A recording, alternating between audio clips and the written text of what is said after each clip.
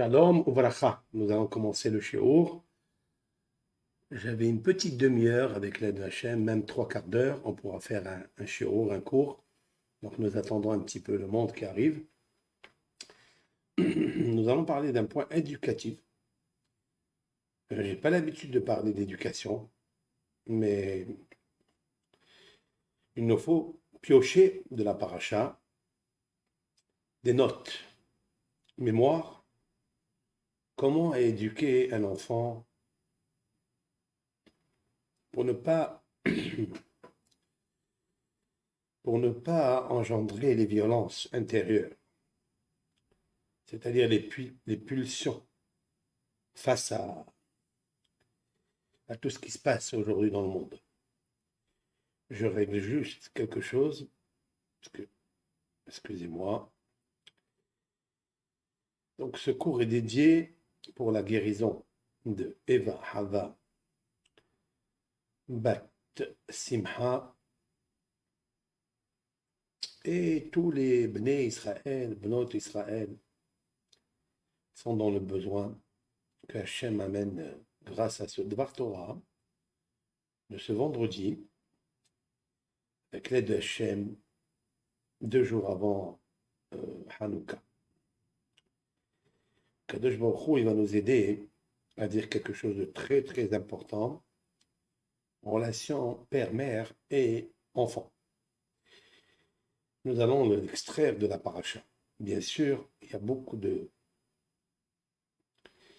Pardon, je ne trouve pas comment je vais aller. Oh, voilà. Maintenant, je pense, c'est bon.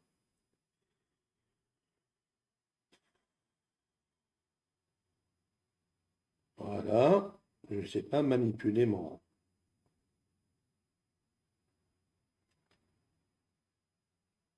Super. On est dedans. Alors, je vous prends quelques temps, hein, avant Shabbat. Je me suis dit, pourquoi pas projeter un cours sur la section quelques points de la paracha. Paracha de Yosef Hatzadik, bien sûr, et son épreuve. Alors, il y a beaucoup de gens qui expliquent pourquoi Yaakov, le père, Yaakov Avinu, le patriarche, qui a aimé tellement Dieu au point de supporter toutes les souffrances qui lui sont arrivées. Si on parle d'un patriarche qui a des souffrances, c'est seulement celui de Yaakov Avinu. Yaakov Avinu, al Shalom, oui, c'est le patriarche qui a vraiment souffert, énormément souffert, pour l'éducation de ses enfants. Pendant 22 ans, il a souffert dans la maison de Lavan. Lavan, son beau-père, qui n'avait de blanc que son nom. Mais son cœur était noir. Et un jour, Yaakov lui a volé le cœur. La Torah nous dit quelque chose. Yaakov a volé le cœur de Lavan. Qu'est-ce que ça veut dire voler un cœur? Alors, beaucoup d'explications à cela.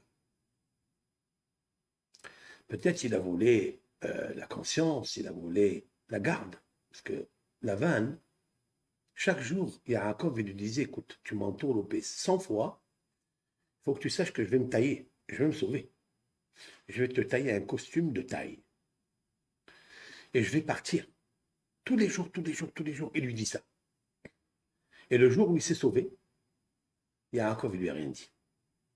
Et Lavan, il lui reproche, il lui dit, pourquoi tu ne m'as pas dit que tu vas te sauver? Et c'est là où Yaakov a volé le cœur de Lavan. Vous prenez le mot Lavan, quand vous prenez le nom de Lavan, alors on peut lire quoi en fait? Cette préface que je vous fais, elle en a besoin. Si vous prenez le nom de Lavan, je vais le marquer ici, d'accord?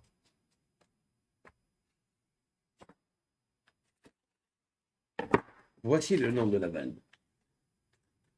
Voilà. Là-bas, c'est écrit Lamed Bet Nun, qui veut dire blanc, et qui veut dire quelque chose de plus puissant encore. Vous avez vu les deux premières lettres là? Lamed, Bet, Lev et Nun. La lettre Lamed, Bet et Nun. Mais les deux premières lettres forment le mot Lev, le cœur. J'ai expliqué quand j'étais très jeune que Yaakov, il a pris les premières lettres de Lavan, le cœur de Lavan, du nom de Lavan. Il lui a volé son cœur, c'est-à-dire il lui a volé son désir.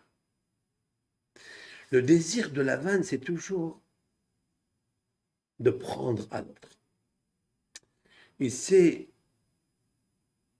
fait un contrat, une alliance avec Yaakov de lui donner Rachel. Rachel a été bien précisée. C'est cette femme que je ne veux pas une autre. Et Lavan a trouvé un cœur astucieux, malin, entourloupeur, pour lui voler le désir de Yaakov. Maintenant, Yaakov a compris quelque chose.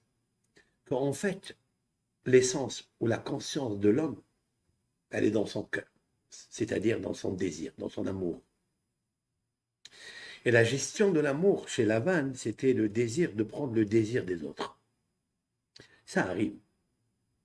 Il existe des personnes qui sont mariées, qui sont en communauté, qui sont associées, qui veulent, dans leur désir du cœur, prendre le désir des autres.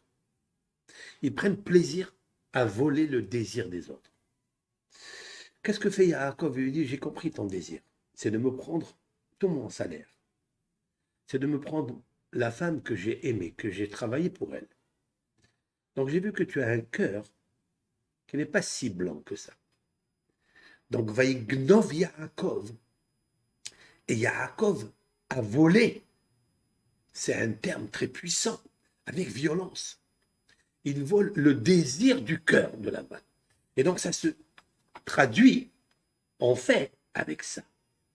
Lavan, lève, Ganav est un lève chez nous.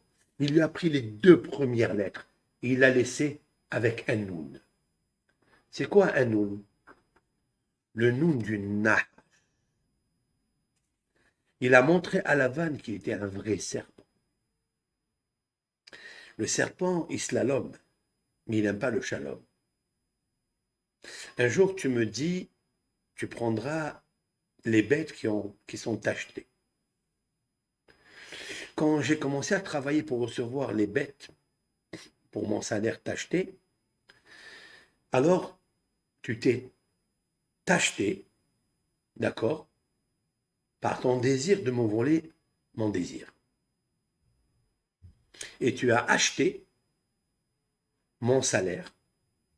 Mais tu vois, il lui dit à Lavan, tu vois, j'ai pas l'air d'avoir un salaire. Tu vois, je reste toujours fort. Vous savez pourquoi? Parce que le cœur de Yaakov, il avait un désir plus grand que le désir de l'astuce et de la malice. L'astuce et la malice, elle vient de là, de celui-ci, qui est le Nahash. Vous avez vu, le Noun, il est très, très, très, très, très long. Il n'est pas à la même taille du cœur de Lavan. Vous voyez? Le Lamed, là, ici, elle est là, et le Bet, il est là. Sauf que le Lamed, il est en haut, mais par rapport à Bet, il y a une même taille. Le Vav, il est là, il est en haut. Sauf que le Noun, il commence à demi-chemin ici, comme le cœur de Lavan, lève, mais il descend vers le bas.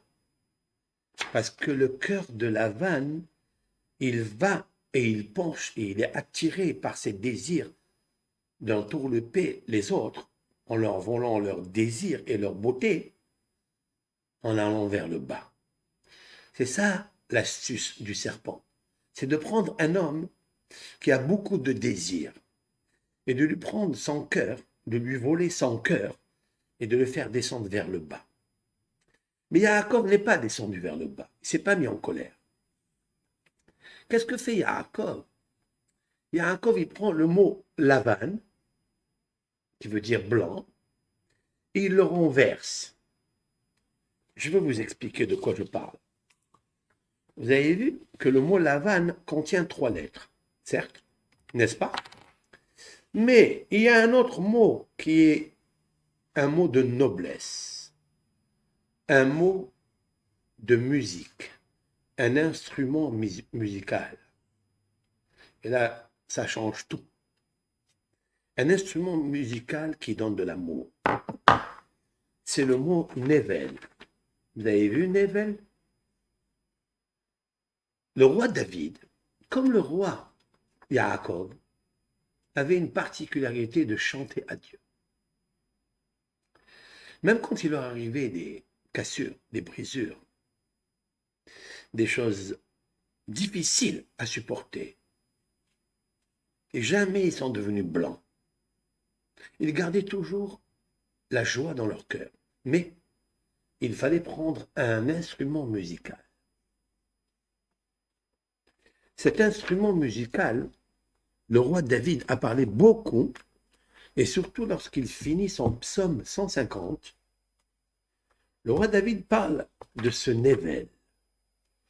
Lorsque dans les 10 mots de Alléluia, le roi David nous parle, avec l'aide de Hachem, de Nevel Vechinor, je vais aller immédiatement au psaume 150 pour nous rappeler cela avec les termes de David. David a supporté énormément, mais il n'a jamais eu un salaire. Et son salaire, sa récompense, va être très grande.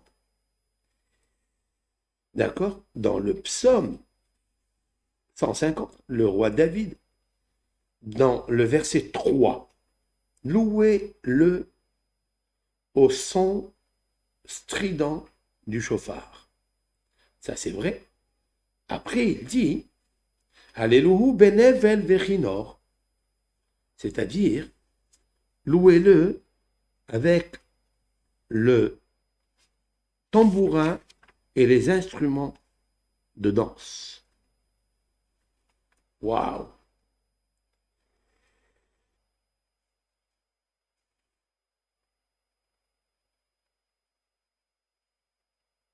Alors, c'est quoi le Nevel? C'est la lutte. Nevel, c'est la lutte. Et le Kinor, c'est la harpe. Donc, David Ameller a créé un instrument qui s'appelle la lutte, L-U-T-H. Pourquoi il a créé ce nom qui s'appelle Nevel, qui veut dire la lutte? Parce que la lutte, qui est l'instrument musical pour obtenir la prophétie et le contact direct de connaissance avec Dieu, il lui faut la lutte, L-U-T-H, contre la lutte, c'est-à-dire la difficulté. Comment Yaakov a lutté contre Lavan? C'est parce qu'il avait la lutte, L-U-T-H. C'est une vitamine très particulière. Elle s'appelle L-U-T-H. Elle lui a donné une force de émouna pour lui donner la joie. Parce que la lutte procure la joie. Pour ça qu'elle s'appelle Nevel. Nevel, ça vient du chantier naval.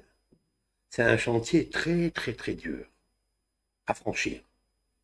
Et quand tu as le chantier naval de Lavan, il ne faut pas être banal.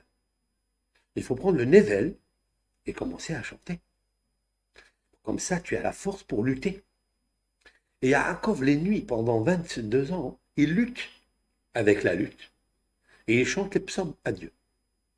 Et il dit à Dieu dans le psaume 121, parce que c'est Jacob, Yaakov, notre patriarche, il chante ce chant, 121, Shir la Ma'alot et Sa'ena et Harim, cantique de monter les degrés. Il y a un lamed. Vous avez vu le lamed? Il y a 15 psaumes avec cantique des degrés. Mais il y a un cantique qui est le chant des degrés.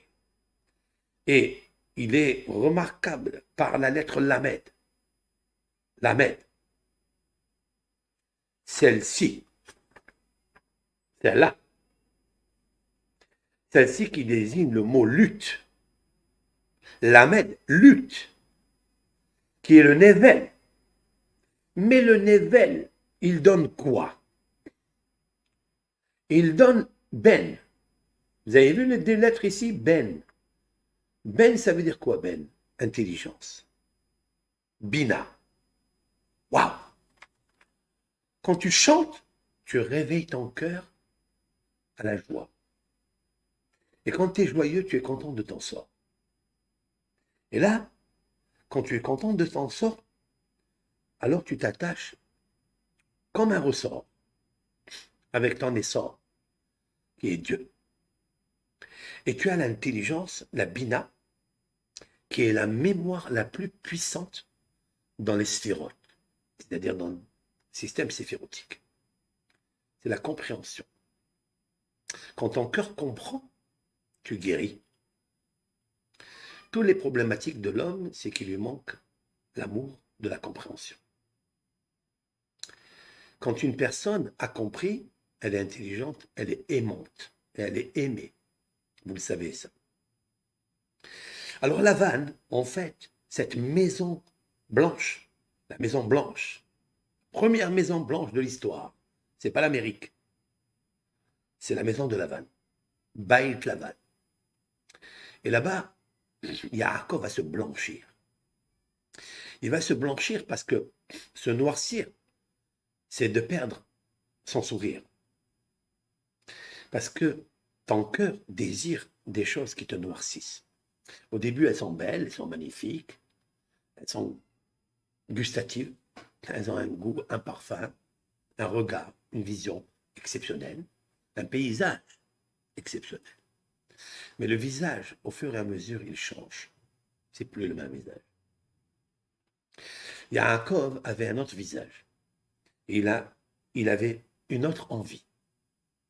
Et quand on a une envie pour avoir un visage de Dieu, c'est-à-dire le Tselem Elohim, alors on envisage autrement la vie.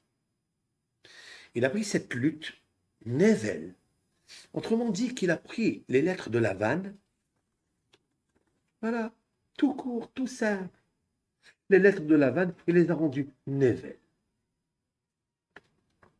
Vous comprenez? Parce que le cœur de la vanne était Menoubal. J'explique, Nevela. Il était mort, comme une bête qui meurt sans sacrifice, sans lui faire la shehita. Alors il devient Nevela. Vous avez vu les mots? La vanne? Nevela, Neval, Naval Bichuta Torah. Un idiot, un imbécile, un crapule dans la mer et l'océan de la sagesse de la Torah. Et Naval, David il dit Alléluia, benevel vechino. Louer Dieu avec le nevel, avec la lutte, pour lutter contre les luttes du mauvais penchant qui veut te détériorer, te déplacer de l'amour à la haine.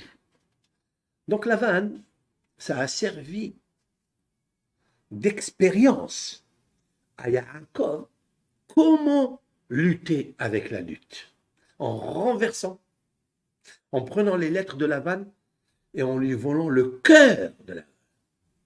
C'est-à-dire que si le cœur de la vanne, la met bête, ça et ça, sont des lettres qui font l'être et son désir, s'il avait un désir de scorpion et de serpent, de prendre le plaisir des autres, de rentrer dans la liberté et le choix des autres, de Yaakov, moi j'ai choisi de prendre Rahel. Que tu me donnes, Léa?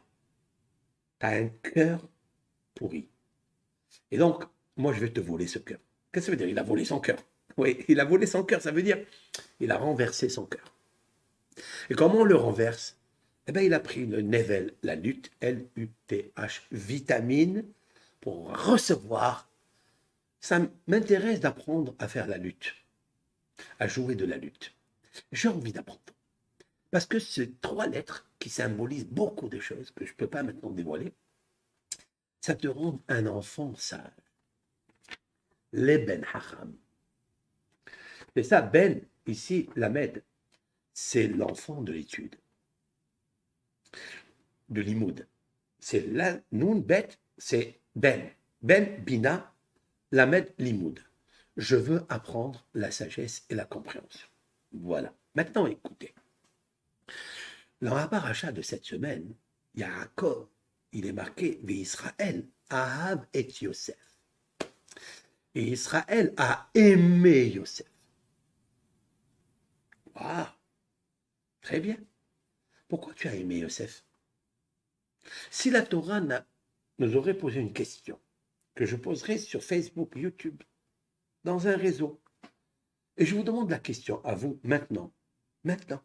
Si Yosef, la Torah nous dit qu'il a été aimé par son père, quelle serait la raison qui est noble, qui est logique, pourquoi Yosef va faire une différence entre les enfants, alors qu'un père n'a pas le droit de faire une différence entre les enfants. Ça amène à des catastrophes. Yaakov étant le plus sage, que sans même sa physionomie, c'est-à-dire son caractère sacré de Yaakov qui est le Hémet, qui est l'harmonie, hein, l'harmonica,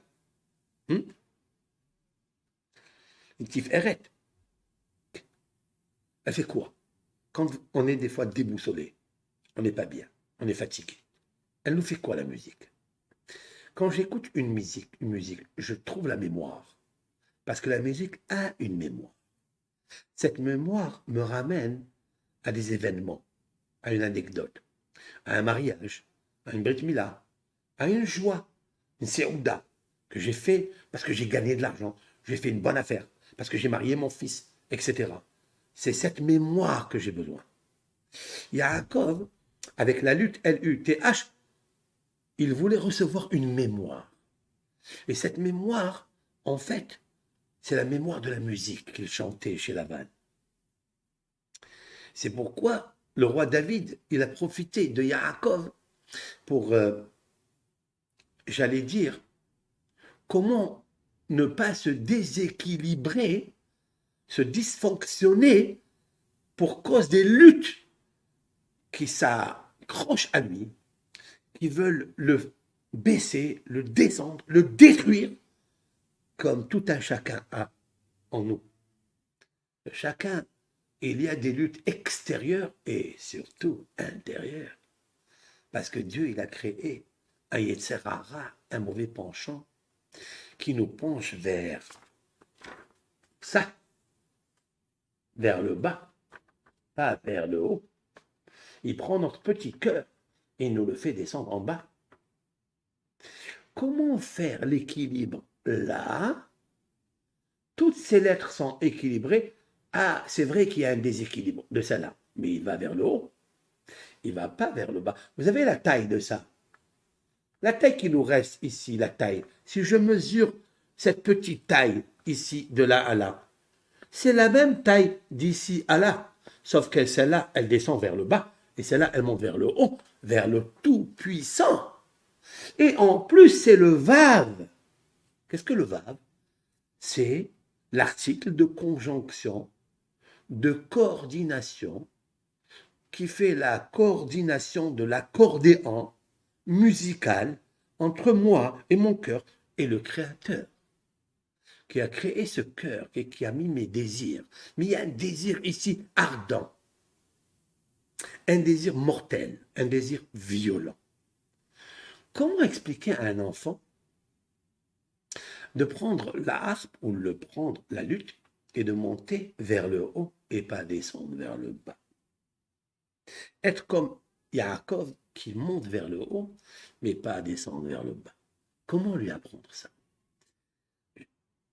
J'ai jamais parlé de l'éducation dans mes cours. Parce que l'éducation, je ne l'ai pas moi-même.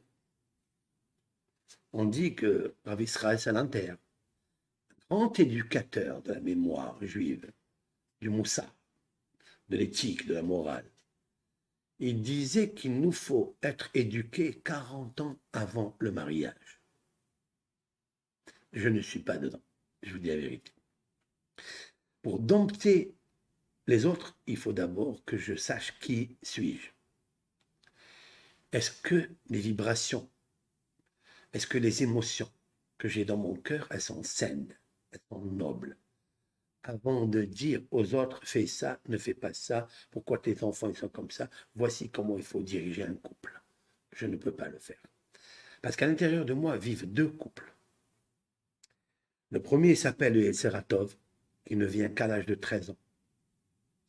C'est-à-dire le bon penchant, les bonnes émotions. C'est-à-dire ce que j'ai fait pendant 13 ans à maman et à papa, toutes les violences que j'ai pratiquées face à eux, devant leur visage, se réveille maintenant une émotion mémoire d'amour. Mais elle est trop tard, celle-là. Elle est trop tard.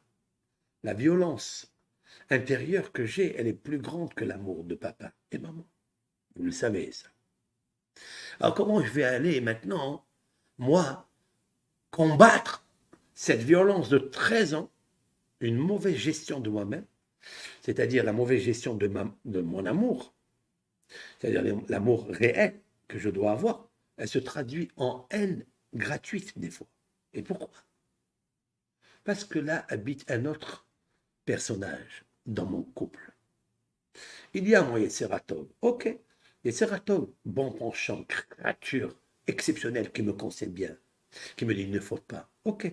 Mais ici, il y a 13 années d'éducation d'un géant qui s'appelle le serpent et qui a des astuces très silencieuses. Il a travaillé en moi pour faire ça qui ne plaît pas à maman et à papa. Et ça qui ne plaît pas à moi-même, mais quand même je le fais. Il m'a fait faire des choses gravissimes que je n'étais pas au courant. D'accord? Comment je vais parler de l'éducation alors que je ne l'ai pas eu pendant 13 ans? La réponse est la suivante. C'est que oui. Maintenant, le Lavan, pendant 13 ans qui était chez moi, je vais apprendre de lui. Vous avez vu comment ce Lavan, c'est-à-dire cette force blanche qui me donne des blancheurs, des belles choses, avec des bels aspects, des beautés qui sont dans la rue.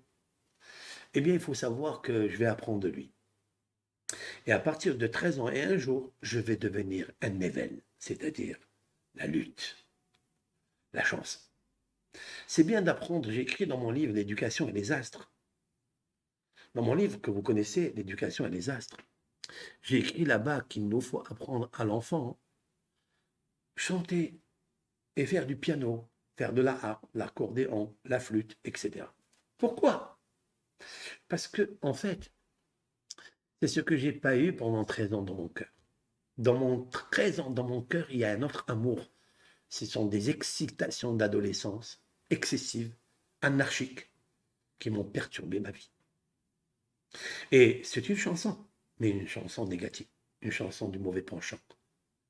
Parce que chacun a sa chanson et son chant cantique. Et qu'est-ce qui reste de moi? Ben, tout ce que je me rappelle à 50 ans, à 40 ans, dans mon mariage, pendant mon mariage, à la fin de mon mariage, c'est quoi? Les 13 années d'adolescence sont très difficiles à déraciner, à évacuer. Qu'est-ce qu'il faut? Eh bien, il faut maintenant, tant qu'il est jeune, lui apprendre l'amour. Lui donner beaucoup d'amour. Ah bon? Ok. Maintenant, vie Israël, Ahav et Yosef. Ok. Mais il y a d'autres enfants. Comment tu fais une différence? C'est ça l'éducation de Yaakov? C'est ça le Nevel? C'est ça la lutte?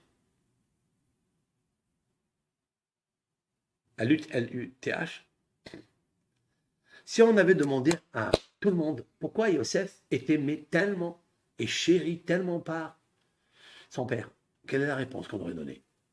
Eh ben, une des réponses que nous pensons, que tout le travail de Yaakov chez Lavan, c'est pour recevoir Yosef, disent nos sages. Il est venu ici pour se marier avec Rachel, la petite, la belle, celle qui était d'une dimension tif eret, c'est-à-dire l'harmonie. Elle n'a jamais pleuré. Léa, elle pleurait.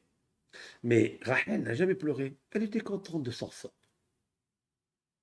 Et même le jour de son mariage, qui lui a dit, Lavan, son père, il lui a dit, non, non, ne rentre pas toi dans la chambre.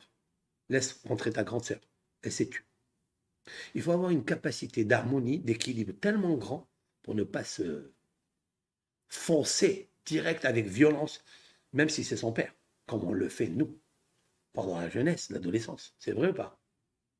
Mais elle s'est tue.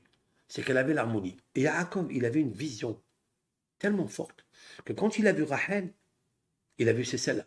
C'est celle-là que je veux. Il ne savait pas qui elle était, si elle était la petite ou la grande. Mais il a dit c'est celle-là. Pourquoi? Parce que la marche, le comportement et la marche de Rachel lui a sauté aux yeux. Il a dit waouh, c'est celle-là. Et il a couru vers elle. Il lui a dit qui tu es, n'est-ce pas? Tu es la fille de Lavan? Elle lui dit je suis la fille de Lavan. Waouh, c'est incroyable. Mais d'où il a su ça? Et puis Yaakov, il embrasse la Torah. Elle nous dit il embrasse. Avant matin Torah, il pouvait embrasser sa cousine, d'accord?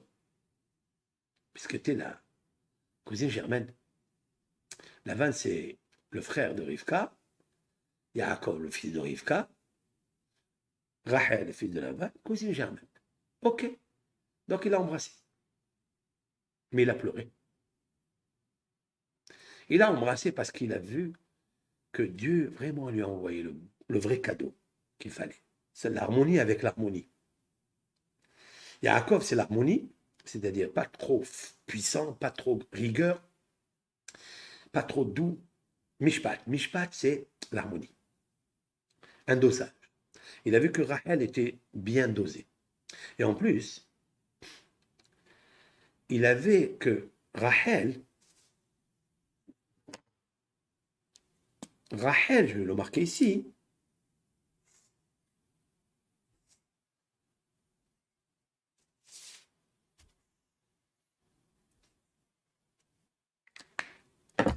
Rachel, c'est comme ça que ça s'écrit Rachel, non? Comme ça, non? Il y a le lamed, que le vav, il est vers le haut. Et lorsque on a cette lettre-là, cette lettre désigne l'imoud, l'étude, expérience. Donc elle avait un esprit, d'accord, un souffle intérieur d'étude. Et cette étude, c'est l'harmonie. Il faut apprendre, à être équilibré, à équilibrer son corps, son âme, la biochimie entre le cerveau, tout le système, tout le fonctionnement cérébral, mémoire, neurones. Il faut le relier avec le bas. C'est très difficile. Très, très difficile. Je sais. Mais il a vu qu'elle avait un lamed. Mais qu'est-ce que c'est ça, ces deux lettres? Ça, c'est quoi, les lettres? Pour ceux qui s'appellent Rachel, j'invite à toutes les filles, les femmes qui s'appellent Rachel, vous devez savoir que vous avez le lamed et le limoud. Vous aimez beaucoup étudier. Seulement, vous avez aussi Rouah. Vous avez vu Rouah ici? Reshet. Rouah, c'est l'esprit. L'esprit lamed du limoud. Et lorsque Yaakov, il a contemplé dans ce nom, il a dit waouh, c'est ce que j'aime. C'est le Rouah du limoud. L'équilibre. En français, l'équilibre, lamed, l'équilibre, l'harmonie, lutte, L-U-T-H, la harpe, ouh, il y a tout dedans. C'est lamed, c'est d'apprendre, c'est toujours d'avancer. Jamais de dire, ça y est, je stoppe, parce que j'ai acquis beaucoup. Jamais. Gardez toujours le rouah du limoud, toujours l'esprit d'apprendre, le souffle, d'ajouter du souffle, de faire envoler toutes les énergies et faire éclater la grenade positive, pas la grenade qui est détruite, la grenade fruitée, parfumée, qui a un goût, qui est l'étude. Vous comprenez? Et donc, Yaakov, il a dit, waouh, Rachel. Alors, voilà peut-être pourquoi il l'a aimée tellement, parce qu'elle était belle, belle dans son caractère, et belle aussi physiquement. Parce que la beauté physique, en fait, elle est c'est-à-dire elle est une émanation d'une beauté métaphysique. Sachez-le ça. Cette beauté métaphysique, comme il est marqué dans les proverbes du roi Salomon, Hurmat Adam ta'ir panav. La sagesse d'un homme éclaire son visage. Tiens, qu'est-ce que ça a à voir le visage de quelqu'un? Il ne parle pas de la beauté, il parle de l'éclairage du visage. L'éclairage du visage vient d'un éclairage tellement haut de lumière. Cette lumière se trouve dans la sagesse. Et la sagesse éclaire le visage d'un homme. C'est comme il y a une matrone qui est venue dans la yeshiva, dans l'académie de Rabbi Yehuda Bar El-Hay. Rabbi Yehuda Bar El-Hay, c'est le contemporain de Rabbi Akiba. Et il avait une spécificité. La beauté du visage. Le visage éclairé, c'est celui qui s'habillait tous les vendredis comme maintenant. Il se prêtait un habit, confectionné un habit très spécial, blanc, tout blanc, et blanc, que quand on voit cette blancheur, on voit la beauté spirituelle. Et son visage était tellement beau. Et un jour, une matrone, et il faisait beaucoup de miracles. Cet homme faisait beaucoup de miracles. On peut aller le pèleriner en Israël, sur la tombe, le mausolée de Rabbi Yehuda Bar El-Hay, pour recevoir la parnassa. Toute personne qui a des difficultés dans son travail, d'abondance, de parnassa, qui n'arrive pas à avoir de quoi finir les fins du mois, et des fois, le pauvre, il a besoin de ça. Comment devenir riche spirituellement et avoir l'abondance matérielle? Vous allez, tout le monde s'est connu ça, c'est ces goûts-là, vous allez sur la tombe de Rabbi Yehuda Bar El-Hay. C'est un hassid, c'est un grand hassid, pieux. Quelle est sa piétrise ou sa piété? C'est quoi? C'est que la matrone, elle vient le chercher, elle lui dit, il rentre dans l'académie, et il voit beaucoup de personnes, des rabbins qui étudient, et lui, il est penché dans son étude, et elle dit, il est où? Alors il lui dit, elle, voilà. Et puis, elle l'interrompt au milieu, parce que c'était une matrone qui était très, très reliée avec les rois, avec les princes romains, et donc elle pouvait aider aussi s'il y avait des difficultés, s'il y avait des mauvais décrets sur le judaïsme, contre la Torah, elle aurait pu faire quelque chose. C'est pourquoi que Rabbeinu Yehuda Bar El-Hay, il s'est interrompu de son étude. Et elle lui dit, tu peux m'expliquer quelque chose? J'entends parler beaucoup de miracles. J'entends parler énormément. Tu peux me dire d'où tu as acheté le bon vin pour faire éclairer ton visage? Tu as un visage magnifique. Explique-moi quel vin tu achètes ou que tu fabriques. Il s'est mis à rire. Et là, son visage a souri. Parce que quand on se met à rire, c'est une preuve que le cœur, il est rempli de sagesse. C'est un ou deux ou trois ou quatre ou 10 proverbes du roi Salomon, où il mélange le rire du cœur avec le rire du sourire, du sourire du visage. C'est magnifique ça. C'est-à-dire que dans le cœur, il y a des mémoires sourires qu'il nous faut juste éveiller. Et comment on les réveille? Sagesse du cœur. Tu peux me dire, s'il te plaît, cher maître, d'où tu as ce beau visage? Donne-moi le vin. On voit de là que le vin, c'est vrai qu'il réjouit le cœur. Et lorsque le cœur est réjoui, c'est vrai, le visage est souriant et beau. C'est allemand avec le vin. Où on le sait ça? Vous le savez que c'est écrit ça. Qui peut me dire ça? Allez, je vous interroge maintenant. En attendant, je vais faire une bracha. J'ai mis ici du bon romarin avec des extraits d'artichaut. En même temps que vous réfléchissez, avant de fléchir, réfléchissez. Fléchir, je parle de fléchir. Hein. Avant d'envoyer la réponse, la flèche, réfléchissez. Moi, en attendant, je vais faire une bénédiction sur le romarin, une belle infusion romarin, et des feuilles d'artichaut. Vous voyez, ne jetez jamais les feuilles d'artichaut. Nous les prenons, nous mangeons le cœur, nous mangeons la tête ou la queue, peu importe. Et puis on jette les feuilles. Non, non, non, non, non.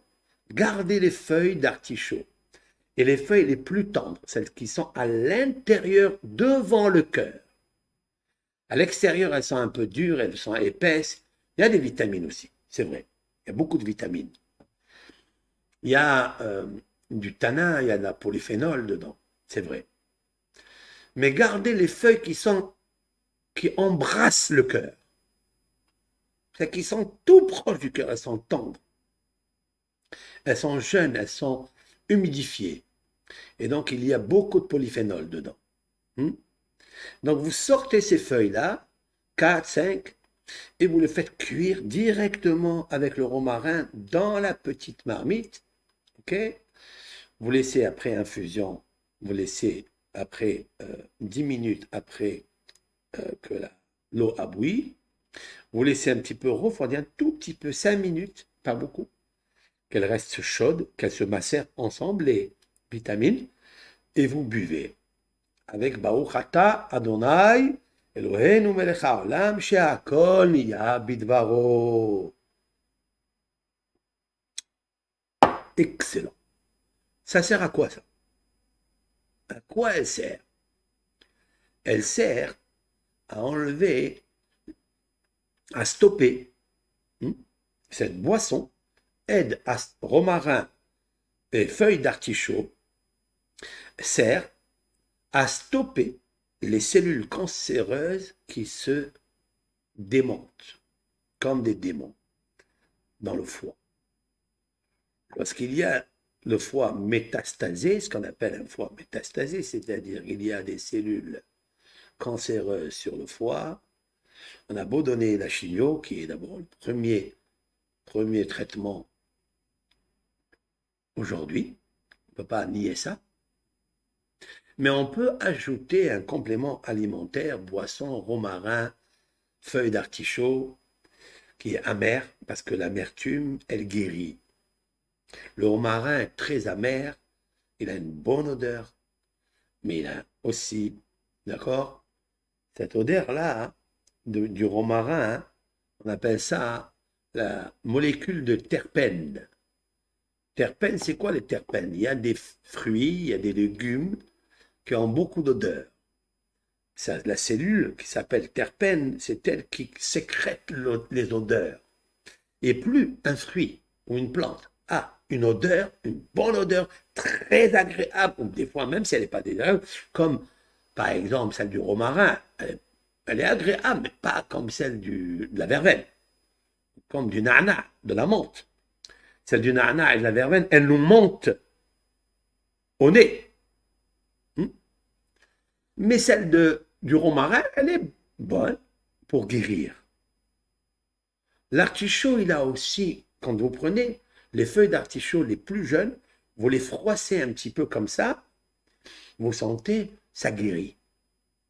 Cette amertume, elle descend par le biais de Hachem, qui va vers le foie, dans le sang, bien sûr. Après, elle va dans le foie et elle se pose là-bas.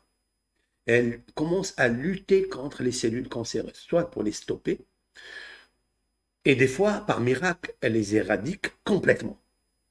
Donc, à titre préventif, on prend une petite semaine comme ça pour nettoyer son foie qui pèse 1,5 kg quand même.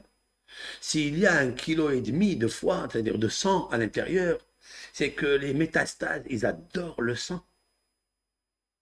Et ils se posent là-bas. Et il y a 1,5 kg de chair et de sang. Ils peuvent se régaler, non? Et les bactéries prolifèrent rapidement dans le foie. Alors il faut faire attention. Pour ça, je prends ça. Est-ce que j'ai reçu la réponse? Pouvez-vous répéter la question? Ok. Pourquoi Yaakov a tant aimé Yosef parmi tous les enfants? Quand je dis ça, j'ai une question. Quand je dis parmi tous les enfants et parmi tous les frères, parce que la Torah, elle dit que Yosef était aimé plus que tous ses enfants, parmi tous ses enfants, et plus que tous ses frères. Il y a deux connotations ici. Ils ont vu les frères que Yaakov aimait mieux que tous les enfants, et ils ont vu les frères qu'il aimait mieux que tous les enfants. Pourquoi elle a répété et différemment? Ça, c'est le début de la réponse. Alors, quelle est la question? Pourquoi elle a tellement aimé Yosef? Alors, bon, je ne vais pas beaucoup. J'ai un autre cours à faire, hein, celui du Radio JM. Donc, je reviens maintenant. La réponse, elle est comme ça. On aurait pu dire parce que c'est Rachel, c'est sa femme. Il a aimé Rachel pour sa beauté ou pour son harmonie, pour ce que vous voulez. Et avec elle, il voulait se marier. Donc, il voulait avoir Yosef. Il voulait sortir Yosef le premier. Mais malheureusement, Lavan a joué la tromperie, la trompette. Il a joué la trompette. Et il l'a trompé. Mais Yaakov, il a gardé son sang-froid, son équilibre, son harmonie. Alors, une fois que maintenant il est là, Yosef, et vous vous rappelez que quand Yosef est né, dans la maison de Lavan, Yaakov, il dit à ses femmes, et il dit à Lavan maintenant, je vais partir chez moi, je retourne chez moi à la maison. Et nos sages, ils disent, mais pourquoi Yosef? Il dit, parce que Yosef, c'est celui qui va combattre contre Amalek. Ok. Et Yosef a un enfant qui s'appelle Ephraïm en Égypte, c'est la paracha qui nous le dit, et il va donner Yehoshua. Et Yehoshua, c'est le disciple de Moshe. Et Yehoshua, c'est lui qui combattra Amalek, la force du mal, le cancer du mal, Sartan d'âme, comme j'ai dit, expliqué hier soir. Anahash, Amalek, c'est le serpent. Alors donc, on peut dire pourquoi? Voilà, parce que Yosef, il était le fils de sa bien-aimée. Mais la question, elle est, ça c'est bien par rapport aux autres enfants. Réhouven, Shimon, Lévi, qui ne sont pas ses frères. Mais par rapport à Binyamin, Yaakov ne peut pas aimer Yosef que par rapport aux autres enfants de Léa ou des servantes. Mais Binyamin, Benjamin, qui est là, c'est le fils de Rachel. Et c'est le fils de Rachel. Pourquoi il fait une différence entre Yosef et Binyamin? Si tant il aimait Rachel. Donc c'est pas la vraie réponse. D'ailleurs, c'est pour ça que les frères, ils ont dit, tant que le père, il a aimé Yosef parce que il est le fils de Rachel, on accepte. Pour ça qu'il a aimé parmi tous ses frères. C'est pas bon. Parce que ses frères, ils ont aussi Binyamin. Et donc ça, on ne comprend pas pourquoi il a aimé. S'il aime Rachel, il aime Yosef, pourquoi il n'aime pas Binyamin? Donc en fait, il invente tout. C'est parce qu'il est médit à notre compte, sur notre compte. Il commence à raconter n'importe quoi sur nous. Voilà pourquoi on l'a détesté. Vous comprenez maintenant? Alors pourquoi? Alors il a aimé son fils Yosef plus que Binyamin. La Torah, elle nous le dit. Il n'y a que elle qui peut nous le dire. Qui ben zekunimoulo. Parce qu'il est le fils de ça. Comment on explique ça? Pas de sa vieillesse. Zaken, vieillesse, alors que c'est Binyamin qui est l'enfant, la canne de vieillesse. Le dernier. Mais parce qu'il était Zaken, c'est-à-dire sage. Parce qu'il avait dans son cœur la sagesse. Il avait l'intelligence. Et quelqu'un qui a l'intelligence ici dans le cœur, il attire l'amour. Lorsqu'elle est là, l'amour, elle est là. Qui est-ce qui... Je dis toujours qu'il n'y a pas l'amour et il n'y a pas la haine. Oui, la haine, elle apparaît, on le voit, le comportement haineux, on le voit. Le comportement amoureux, mémoire d'amour, elle est très, très rare. Très rare. Il faut la cultiver.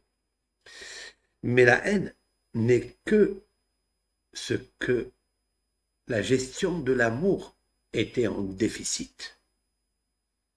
Le déficit de la gestion de l'amour crée la haine. Certes.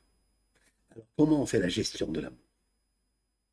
L'intelligence, la compréhension, le discernement. Bina. Lorsqu'il y a Bina, Lorsque on demande à Hachem, donne-moi Hokma ou Bina, Bada, tous les jours, 3 fois par jour, sauf Shabbat. Shabbat, on ne dit pas donne-moi la Bina, la Hokma. Vous savez pourquoi Shabbat? Parce qu'il est la compréhension, parce qu'il est l'amour. Dieu, il a aimé Israël, il leur a donné Shabbat. Il a dit, je vais vous donner un cadeau que j'ai jamais donné à personne. Je vais aller dans mon trésor, un trésor mémoire, et là-bas, il y a marqué Shabbat. Voilà. Oti béni ou benecha. Écoutez ça. C'est un signe entre moi et toi. C'est marqué dans Meshameru ben Israël, le Shabbat. Oti béni ou benecha. La asot et yom Shabbat. C'est entre moi et toi. Béni ou benecha. Entre moi et toi. Vous avez vu ces mots béni ou benecha entre moi et toi. Béni, c'est fils. Et béni, tu es béni par la bina. Pourquoi j'appelle mon fils Ben? Pourquoi l'enfant, le garçon, il s'appelle Ben? Pourquoi? Parce que pour le faire, ce Ben, il faut avoir beaucoup d'intelligence et d'amour. Rav Nachman de Breslev a dit quelque chose qui m'a effrayé. Écoutez ça. Je vais vous le lire pour ne pas dire que j'invente, parce qu'on peut dire que j'invente des choses. Mais je vais vous dire ce que dit Rav Nachman de Breslev.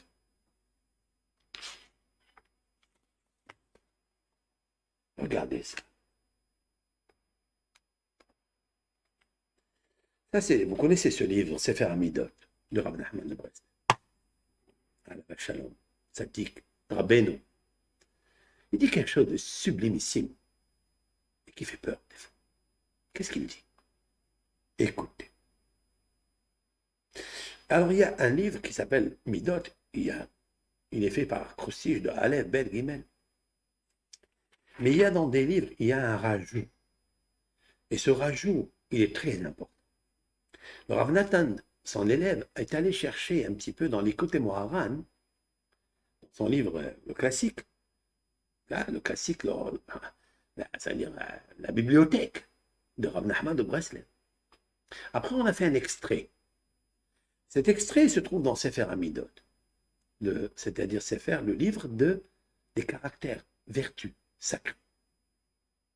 Mais il y a un rajout que ce n'est pas tout le monde qui connaît. Ce rajout, il est comme ça. À l'aider à Avat Nashim, écoutez ça. À cause de l'amour des femmes, Hakavod Nital Mimecha. Il explique. Une personne, elle a un désir dans son cœur. Et le fait d'avoir ce désir va créer et sécréter en lui l'amour de toutes les femmes qui sont dehors. Par la fameuse la Mediud, la Mediuta, n'oubliez pas, hier soir. Nous sommes dans les psaumes, les 10 psaumes miraculeux pour arrêter, stopper cet amour négatif. Mais pourquoi il faut le stopper? Je viens de comprendre. Rav Nachman de Breslev, il dit quelque chose d'exceptionnel. Quoi? Par l'amour qu'on a pour les femmes, autre que son épouse, que sa couronne, que son harmonie. Hakavod nital mimcha. L'honneur est retiré de toi. Une personne qui désire les femmes autres que sa femme, Dieu, il lui arrache l'honneur. Et mais il ajoute quelque chose. Gam ishtecha, même ta femme, ena koletet, elle n'enregistre pas, zera, la semence que tu lui donnes. Vous écoutez ce qui se passe là? Il dit que le fait d'avoir l'amour, et cet amour, personne ne le sait, elle est secrète. Personne ne sait si tu as l'amour pour ta femme ou pour des autres femmes.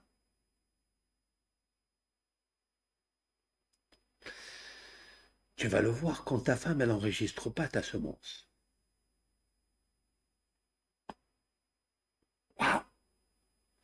Il y a des femmes que leur système métabolique, il est normal. Le médecin, il va ausculte, il va voir, il va tout, il n'y a rien, tout marche. Et elle tombe pas enceinte. Pourquoi? L'âme. parce que monsieur, ou peut-être même madame, elle a une ta'ava, elle a un désir à l'intérieur pour un autre, ou pour une autre femme. Alors, elle ne tombe pas enceinte. Qu'est-ce que ça veut dire? Comment ça joue le désir? Il n'y a aucun scientifique, je vous le promets, aucun scientifique qui va m'expliquer ça. Et Rav Nachman de Breslev est allé très loin, très très loin, et je le comprends, parce que je suis cette compréhension. Rav Nachman de Breslev nous dit, qu'est-ce qu'il veut dire ici? Et quand il dit, j'ai une autre question. D'abord, comment établir le lien entre le désir d'une autre femme ou le désir d'un autre homme? Elle ne peut pas tomber enceinte. Mais plus, il ajoute, et si elle tombe enceinte, ma pellette, elle fait tomber le bébé. Waouh! S'il y a des bébés qui tombent des matrices, c'est que ce bébé il tient pas. Il tient pas. Tu sais pourquoi il tient pas? Pourquoi il tient pas? Qu'est-ce qu'il y a? Parce que tu as une envie de quelqu'un d'autre, ou toi, d'une autre femme. Rav Nachman de Breslev. Vous l'aimez, hein? Vous l'aimez ce Rav, non? Mais là, a priori, il nous choque.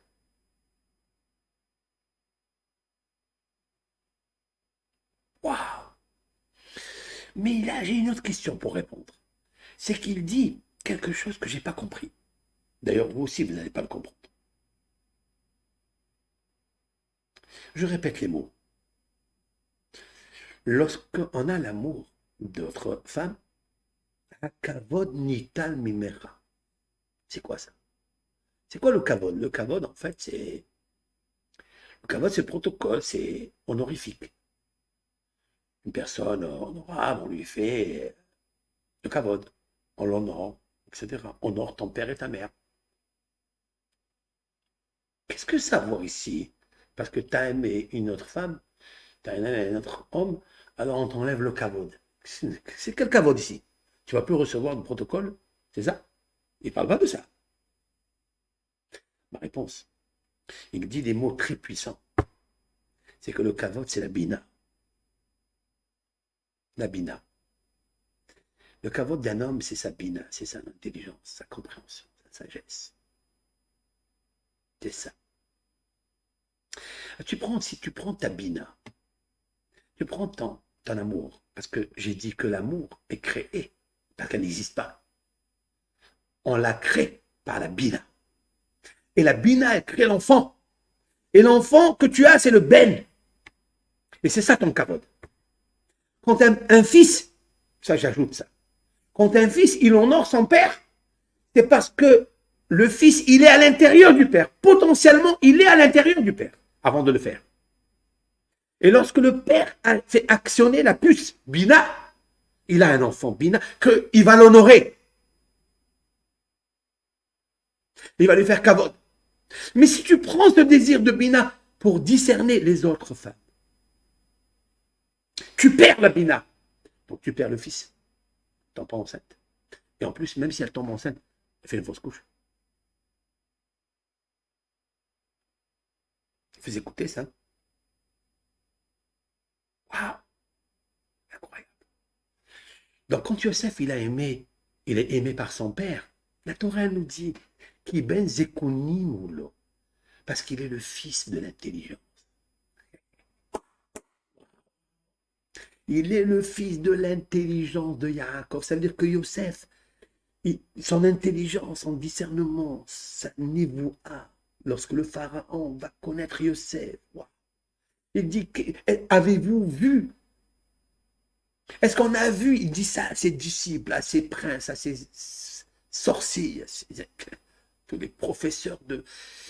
En Égypte, il y en avait un, des professeurs d'astrologie, d'astronomie. Comment réussir à établir l'embaumement pour faire des momies qui y perdurent des années, qu'on retrouve aujourd'hui dans les grottes, etc. Et vous savez avec quoi on fabrique La matière, quelle est la matière qui nous fabrique pour embaumer une personne? Quelle est? Qui peut me dire ça? Qui peut me dire avec quelle matière, avec quelle plante, on va dire, ou avec quelle matière les Égyptiens pratiquaient l'embaumement, hein? Comment embaumer une personne qui mourrait? Les pharaons? Qui peut me dire? Allez, j'attends votre réponse. Quelle matière? Bon, je vais vous la donner. Eh bien, avec le bicarbonate de soude. Bicarbonate de soude. C'est un laveur.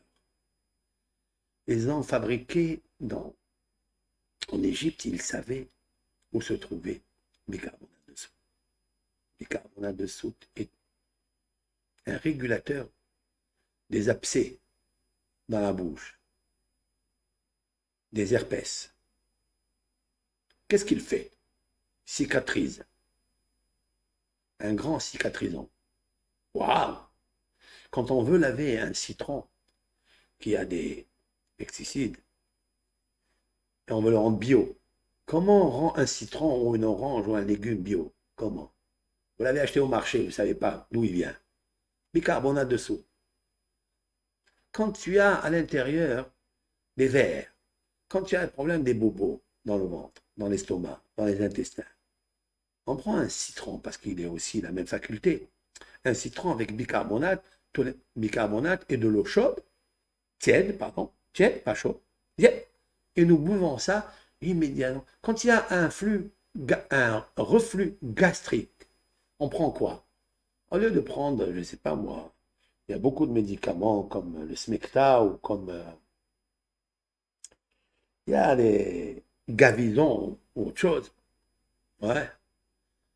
Moi, je prends un petit verre d'eau tiède, je mets là-bas d'abord le citron, je le mélange bien avec l'eau, je mets une petite cuillère à café de bicarbonate de soude et tout se soude parce qu'il est cicatrisant.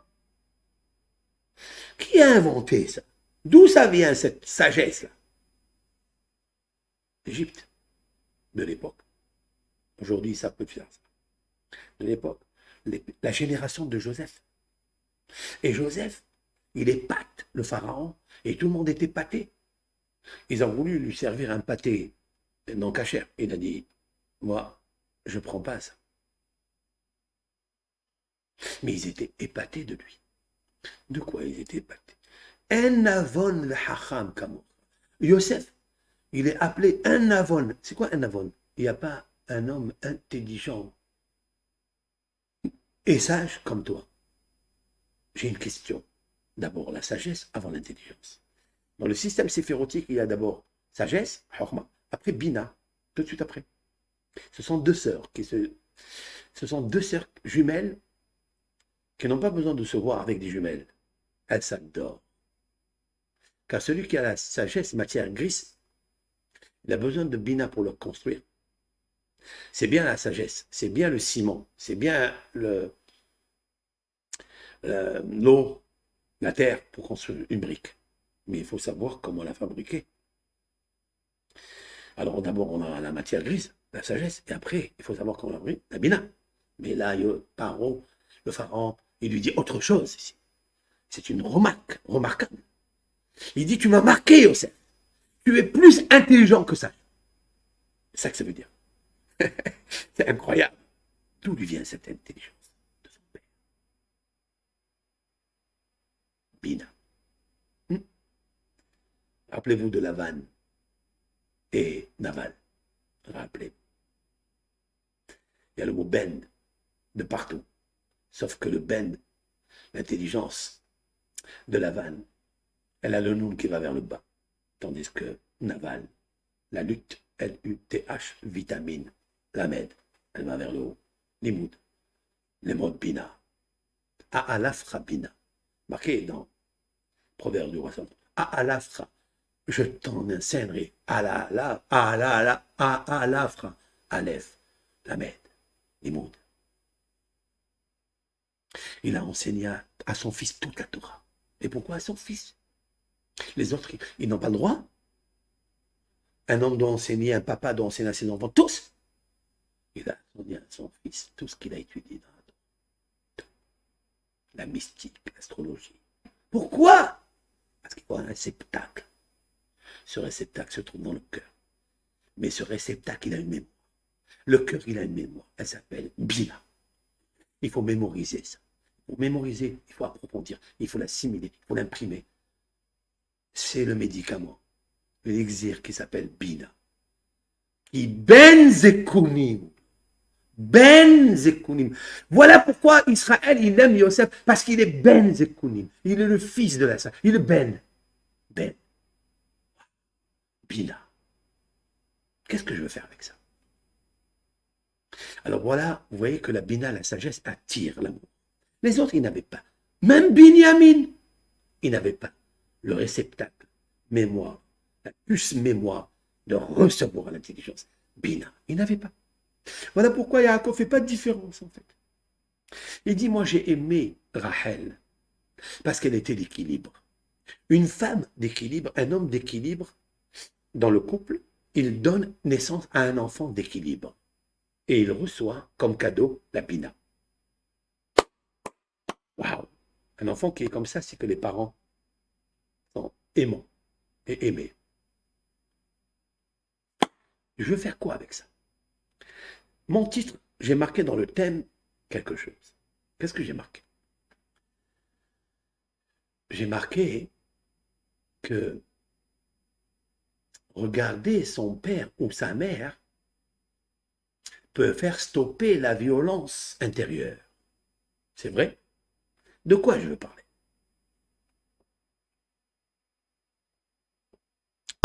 Yosef, il a une grosse difficulté, le pauvre. Il est à l'âge de 17 ans en Égypte face à une tigresse qui ressemble à un ours, disent nos sages, acharné, excité pour le faire chuter dans le lit. Elle lui dit, j'ai rêvé de toi, que je vais avoir un enfant avec toi. Je vais avoir un Ben. Écoutez ça. Je vais avoir un garçon avec toi. Et tous les jours, elle lui répète ça. Tous les jours, tous les jours. Un jour, quand personne ne se trouvait dans la maison, disent nos sages, la Torah dit, il n'y avait pas d'homme dans la maison. Est-ce qu'il y a une maison aussi grande que le pharaon? Il avait une maison, une villa avec des suites. Et quelle est la suite de tout ça? C'est qu'en fait, il y avait une poursuite. Une suite pour. Il y avait une suite, un lit agréable là-bas dans la chambre. Elle voulait le prendre. Elle a fait une poursuite acharnée pour qu'il ait, lui, une suite avec elle. Il lui a dit, je ne peux pas avoir la suite avec toi. Parce que si, ici, dans ce lit, je vais avoir une relation avec toi, cette relation, elle va se relier avec moi dans ce monde et dans l'autre monde. Comme disent nos sages, quand une personne fait une faute, mais la fafto, ba'olam hazeh ou ba'olam haba. La traduction réelle, elle le poursuit. La faute, elle entraîne une poursuite. Incroyable. Des fois, il y a des poursuites judiciaires. Elles viennent d'où? C'est une poursuite. Oh, quelle est la suite? La suite, c'est pour. Lorsque tu as une suite pour calmer tes désirs. Ah, j'ai envie de ça, sache qu'il va y avoir une poursuite. Sache-le. Ça peut être la poursuite de ta femme contre toi, tes enfants contre toi. Ça peut être un ennemi, ça peut être n'importe quoi qui peut arriver. Sachez ça. Maintenant, elle lui dit, il n'y a personne. Ils sont allés où tous? C'est une maison grandiose. Il n'y a personne que eux. Oui, ils sont partis faire la fête parce que c'était l'anniversaire du pharaon. Et la Potiphar, là, elle lui dit, moi je suis malade, je ne vais pas assister à l'anniversaire. En fait, elle n'est pas malade du corps, mais elle est malade du décor de Yosef. Elle veut rentrer en accord avec lui. Mais il n'était pas d'accord. Vaïma en Yosef. Et, et Yosef refuse. Et il lui dit non, je ne peux pas faire de toi. Pourquoi? C'est pas parce que j'ai peur de toi que je ne fais pas la faute. Non. C'est pas parce que tu n'es pas belle. Tu as tous les l'acoustique. Mais j'ai un tic. C'est mon éthique. Mon éthique est un tic pour ne pas créer avec toi une faute et un enfant. Quel est le tic de Yosef? C'est que j'ai peur de Dieu.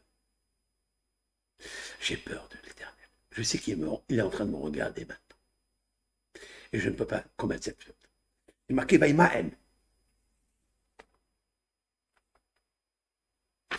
Je vous casse le mot qui est là et je vous montre Vaïmaen. C'est quoi Vaïmaen? Il a refusé. Et après ce mot, il y a un veto. Dans la Torah, il y a un signe comme ça, pas sec, ça veut dire un mur. Ne franchis pas le mur. Je me rappelle mon professeur de conduite, il me disait, quand tu vois la ligne droite là, la ligne qui est à gauche, il m'a dit ça, regarde-le comme un mur. J'ai appris de là-bas qu'un interdit, il faut mettre un mur entre toi et l'interdit. Il faut mettre un mur. Mais pour mettre un mur entre toi et la femme de Potiphar, il faut être mûr. Et même si elle murmure toute la journée, je suis belle, je te rendrai riche, je te rendrai comme il a l'astuce, le Essavara. J'ai mis un mur. Vaimaen, il y a le mur. L'interdit est un mur. Il me dit, ne dépasse jamais ce mur. J'ai envie de tourner, j'ai envie. Il y a un raccourci. C'est un mur. Un homme, il a toujours envie de raccourcir les choses. Il veut faire vite. Parce que le mauvais penchant, il lui fait penser, prends ce raccourci, ça va être beau. Mais il ne sait pas qu'il est en train de raccourcir sa vie, son intelligence. Il ne le sait pas. Au lieu que la femme, elle reste enceinte 271 jours, c'est-à-dire comme la valeur numérique est rayon grossesse. Toi, tu as raccourci ta vie, tu as raccourci tes yeux, eh bien, on va raccourcir qu'elle tombe enceinte. C'est court, c'est trop court. Tu n'auras pas besoin de faire l'éducation. Tu n'auras pas besoin. Ou bien c'est plus 271 jours, 9 mois. C'est très très court. 1 mois, 2 mois, et le bébé, il tombe. Mais qu'est-ce que ça a à voir?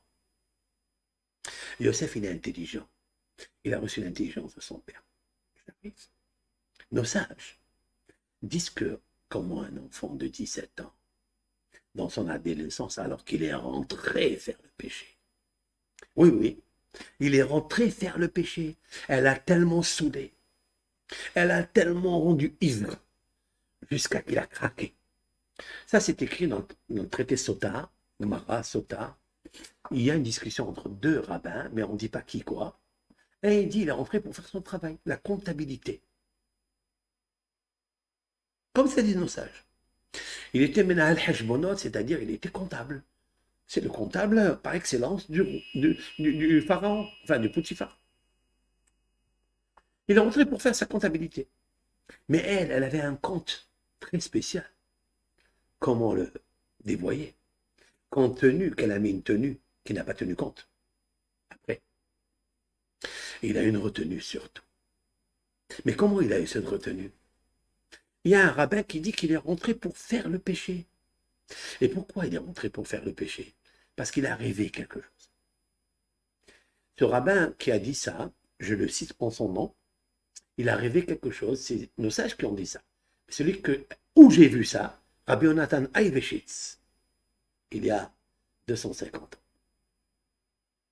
240. Rabbi Yonatan Ayveshitz, très Chacham, Ashkenaz, très puissant. Beaucoup de livres, beaucoup d'ouvrages sur la mystique, sur la halakha, les lois, les décisions halachiques. Urim et Tumim, Kartupleti, ce sont des livres dimensionnels sur le Talmud, sur la. Il dit qu'elle, elle a rêvé et lui, il a rêvé. Il y a l'ange qui est venu lui dire à Yosef, ça, c'est elle ta femme. Elle va être ta femme. Et elle a rêvé que Yosef, ça va être son mari, Parce que son mari, à elle, était stérile. Il était impuissant. Et comment il est devenu impuissant? Parce qu'il a voulu sodomiser Yosef. Et comme il a voulu prendre Yosef comme femme, eh bien Dieu, il lui a enlevé de quoi faire un enfant. Parce que tu as vu la femme de l'autre. J'ajoute, selon Rav Nachman de Breslev. Alors tu n'as plus la puissance, la virilité. Sa femme, vous imaginez qu'elle n'a pas le shalom bayit. Parce que le shalom bayit, c'est ça. Comment construire une maison? C'est ça. C'est l'équilibre, c'est le zivoug, c'est l'harmonie, c'est le shalom, c'est la bina. Et elle n'a pas de bina, elle n'a pas d'enfant. Elle fait quoi? Je vais aller chercher. Elle rêvait de voir Yosef, son mari, d'avoir un enfant. Et elle a eu c'est-à-dire une dictée de Dieu, un verdict de Dieu dans le sommeil. C'est pas ça le problème. C'est que lui, il n'a jamais pensé. Et elle a pensé. Et la pensée à elle a transporté Yosef à rêver de ce qu'elle rêvait.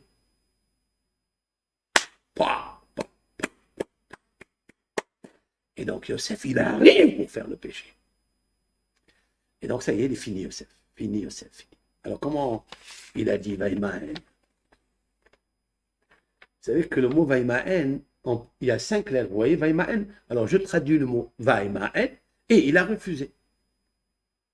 Mais comment il a refusé? Vous avez vu Vaïmaen, il y a la première lettre, la deuxième, elle est là. Mais le mot Maen, qui veut dire refuser, c'est le mot Amen. Amen, Emouna, foi, croyance. Yosef, il a dit, si je fais ce péché, vaille, malheur, vaille en yiddish, vaille, gvalt, malheur. Oh, Amen, ala Emouna, mshat hala. La croyance, la foi en un seul Dieu, c'est fini. Yosef était très intelligent. Il a dit, oui, je vais faire un enfant. Mais je vais prendre ma puce mémoire Bina, celle que mon père, grâce à elle, il m'a enseigné la Torah. Je vais faire ça. Je vais prendre la Bina pour faire un garçon à cette femme. Sa femme adultérienne. Mais il n'a que 17 ans, pensons. Comment âgé de 17 ans, lorsque la tigresse, elle s'enflamme en lui?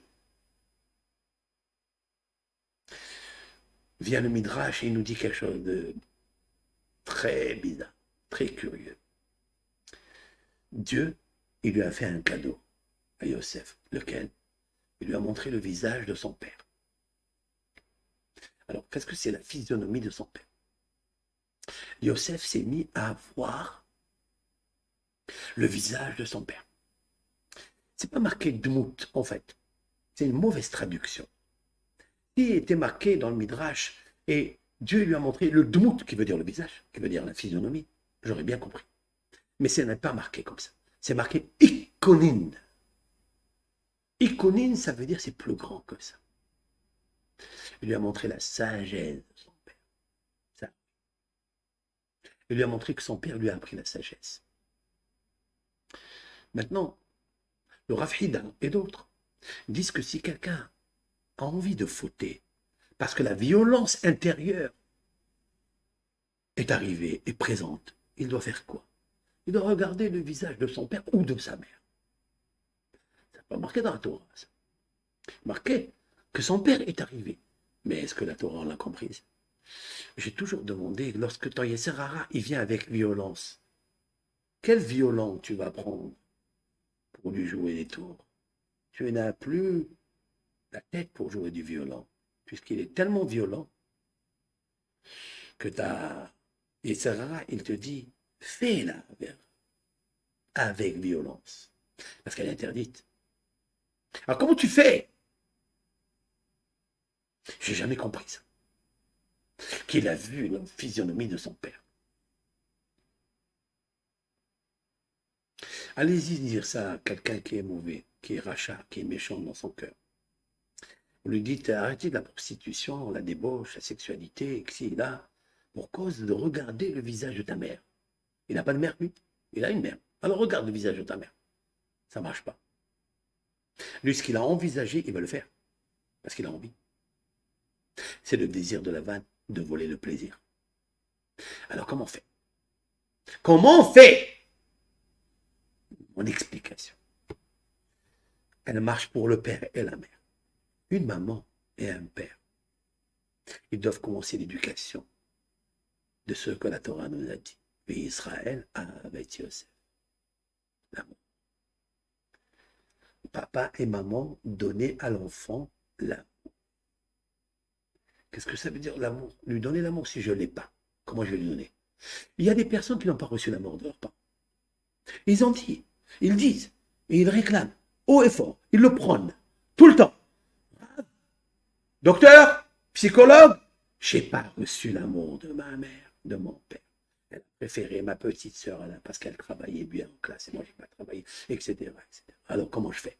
Comment je vais donner moi ce que je n'ai pas?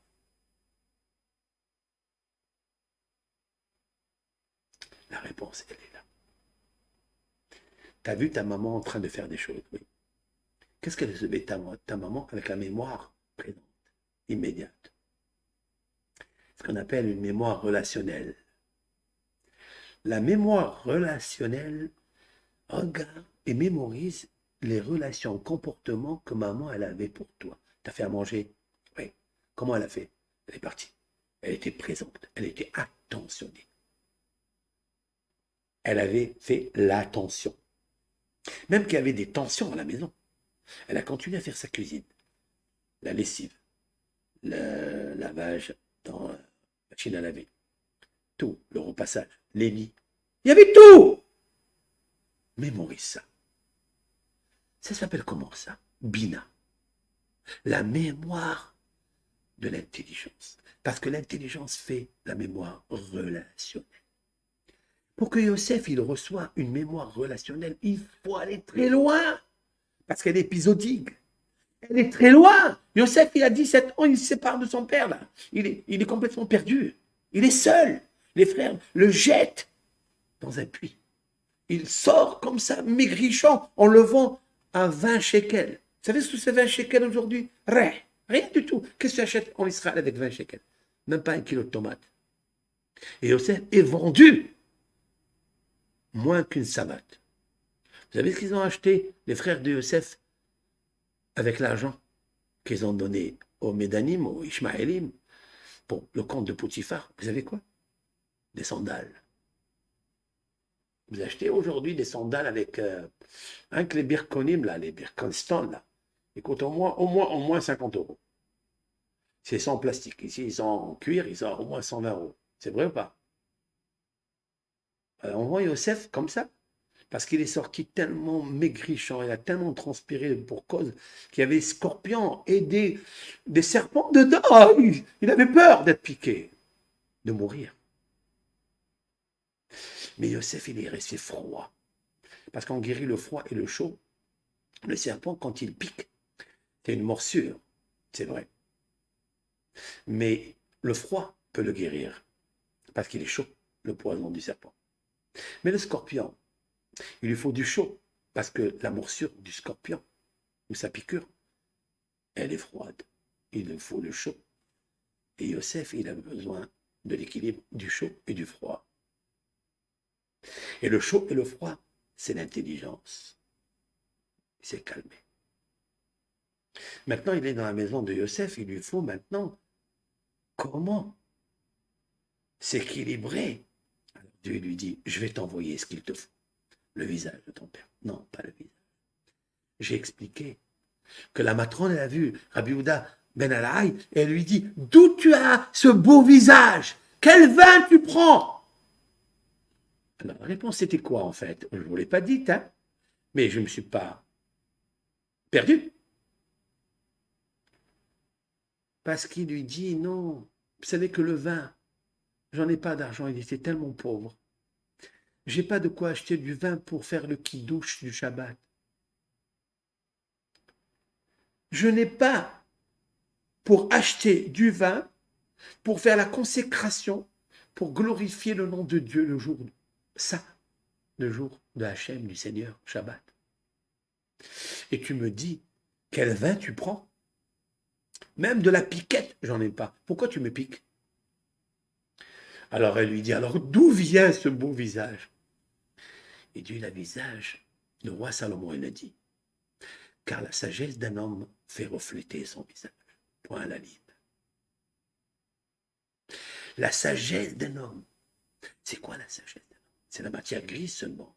Mais l'intelligence qui fabrique, qui fait monter, qui construit, qui édifie, qui irrigue. La sagesse dans tout le corps. Elle monte, elle monte, elle monte, elle éclaire son visage. Et là, il lui répond, en fait, c'est pas le vin qui me fait rayonner, c'est le divin. C'est le divin, pas les 10 bouteilles de vin, mais le divin. Et c'est quoi le divin? C'est la Bina. Parce que Bina, c'est les lettres Ben Yah, le Fils de Dieu. Bina, Bet Yud Nun He. Bina, Bet Yud Nun He.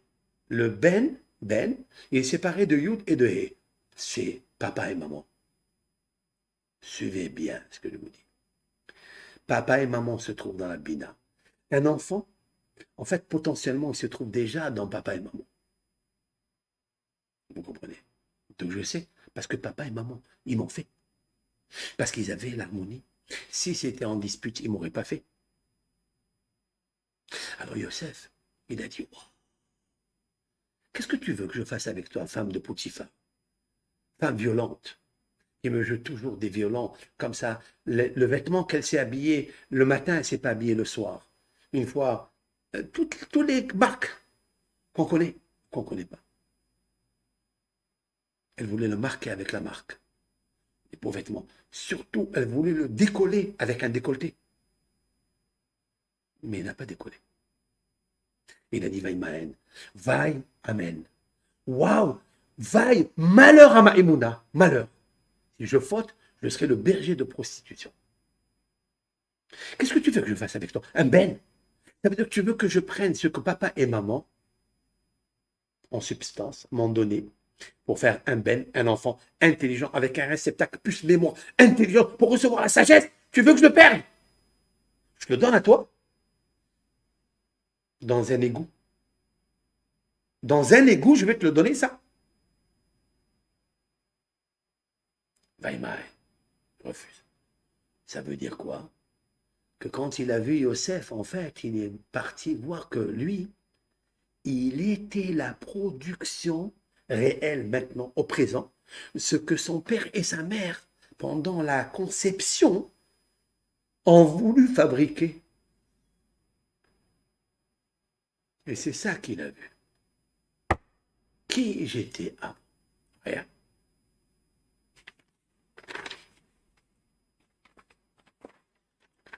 Vous voyez ça? Ça, c'est le mot Vaïmaën. Vous le voyez ici? Vaïmaën, c'est refuser. Je refuse parce que Vaï, Amen. Parce que je vais perdre ma émouna. Mais comment on arrive à ça? Voilà, les gens, ils trébuchent, ils voient leur père et leur mère, ils ne se rappellent pas. Non, il faut ajouter un ingrédient très important, et urgent et vital. Quoi? Vaïmaën, c'est... Voilà, il est là, Vaïmaën, oui. C'est les mêmes lettres. Vous le voyez que c'est la même chose? Ouais, ouais, ouais. On a 5 lettres, le Aleph, le Mem, le Yud, le Vav, le Nun, c'est là, oui. Comment se lira aujourd'hui ce mot? Umeaïn. Meaïn bata, d'où tu viens? Meaïn bata. Il y a un maître dans le Pirkei Avot qui nous dit quelque chose de formidable. Lorsqu'une faute, une femme de Potiphar, qui existe tous les jours dans les rues, elle veut t'emprisonner dans ses menottes. Comment faire? Comment refuser? Comment dire, je ne veux pas perdre le Amen? Vaille, si je vais avec elle, vaille. Vaille mon Amen, vaille ma haine. Je veux refuser parce que mon malheur, c'est que je vais perdre l'aïmouna. Vous croyez que ça va marcher? Vous croyez que le mauvais penchant, il va écouter ce que tu dis? Il a une mémoire plus grande que toi. Et ta mémoire, elle a creusé tellement la route pour aller chez elle, cette femme-là, que tu n'as pas le temps de penser. Tes pieds, ils ont couru déjà très, très loin. Le roi Salomon, dans les Proverbes, il dit, Horesh, mahshavot aven, raglaïm et maharot, lahato. J'explique. Il dit que quelqu'un qui creuse des mauvaises pensées, ses pieds, il court pour faire le péché. Qu'est-ce que ça veut dire? Quelle est la relation? Comment on établit la relation entre un cœur qui pense des mauvaises pensées, ses pieds, ils courent. Qu'est-ce qu'ils envoient les pieds et ils courent pour aller faire le péché? Vous savez où il est le cœur du péché? Dans les pieds.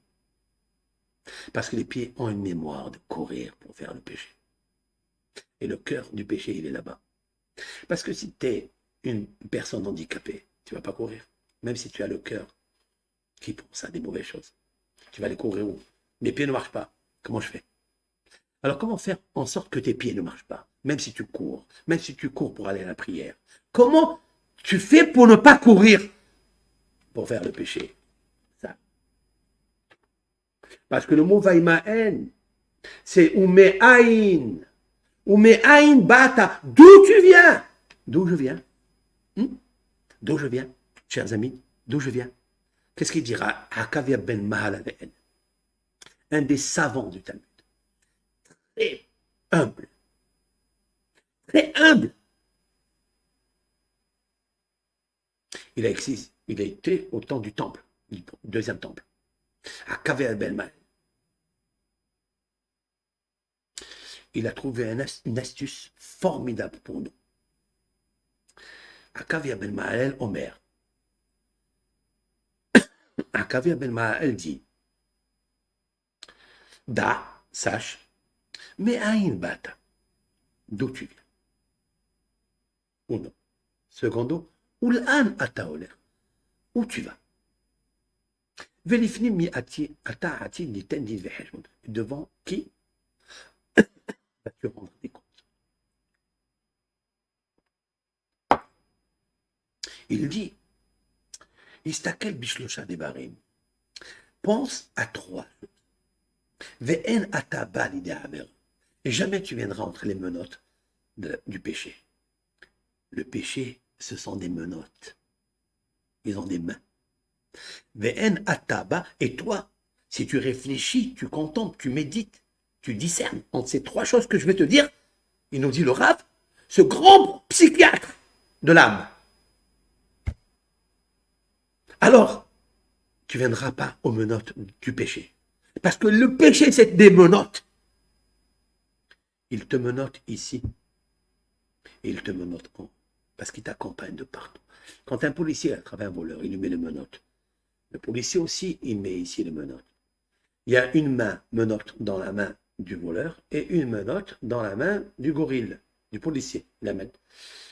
Le voleur ne peut pas se sauver. Où tu iras, j'irai.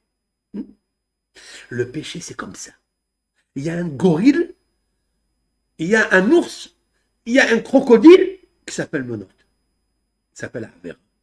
Et quand tu l'as fait, eh ben, tu es attaché à elle. Ici et là-bas. Quel est l'homme qui va couper la menotte entre le voleur et le policier? C'est ça. Il dit Laura, ce grand professeur de psychiatrie, de psychologie, d'éducation qu'il nous faut apprendre à nos enfants. Quoi? Sache d'où tu viens. Où tu vas, devant qui tu vas rendre compte. Voilà les trois choses. Et Akavia Ben Mahalalel, il se répète et là, il dit les choses. Il dit, sache d'où tu viens, d'une matière semence séminale puante. Il n'a pas honte de parler. Est-ce qu'il faut avoir honte de faire honte au mauvais penchant? Non. Non. Lorsque le mauvais penchant te fait miroiter que telle et telle femme ou tel et tel homme, il est beau, il est magnifique, et voilà, on passerait un bon moment avec lui, avec elle. Oui, qu'est-ce qu'il faut lui dire pour ne pas tomber dans les menottes? Parce que Dieu, après, il me note. Il faut que je sache que Dieu me note en 2 mots. Il va me notifier. Il va dire, tu es moyen, tu es pourri, tu es rien du tout, tu es sadique, tu es rave, tu es grand. Rave, c'est pas ce maître, c'est un grand. C'est quoi ta grandeur? T'as pas écouté. Et pour ne pas écouter, il faut que je sache quelque chose. Que tu es petit. Un homme grand, c'est quand il voit qu'il est petit. Comment il peut voir qu'il est petit alors qu'il est grand? Non, parce que sa grandeur, sa croissance, elle vient de sa décroissance. Quand il voit que ce petit embryon-là qui pousse dans le ventre de maman, c'était juste une petite semence que Dieu a créée. Et cette semence, si tu la prends, tu la mets comme ça devant tes narines, elle sent pas bon. Elle sent pas bon. Mais pourtant, elle recèle un trésor, toi, ta vie. Voilà ce que Yosef il avait. Lorsque elle lui a dit, donne-moi ta semence, donne-moi un enfant. Ça veut dire, tu me dis que je prends ce que papa et maman ils m'ont donné pour me faire, parce que cette semence, elle était en elle, en eux, en deux personnes, papa, maman, Yaakov, Rachel. Oui, qu'est-ce que tu me dis là? Tu me dis que je te donne. Mais quand elle était là-bas, j'étais pas encore. Je n'étais pas encore dans ce monde. Je n'étais pas encore. J'étais potentiellement en elle, en papa et maman. Mais j'étais pas encore. Donc j'étais rien. Mais Aïn, Bat, d'où tu viens? Je viens de papa et maman. Et comme je viens de papa et maman, pourquoi je vais la dépenser pour rien? Qu'est-ce que je vais faire maintenant? Je vais rentrer dans la matrice d'une femme qui se prostitue à son mari. Qu'est-ce que Dieu il va me faire? Il va me noter. Comme je sais qu'il va me noter, je ne veux pas de menottes de la Vera.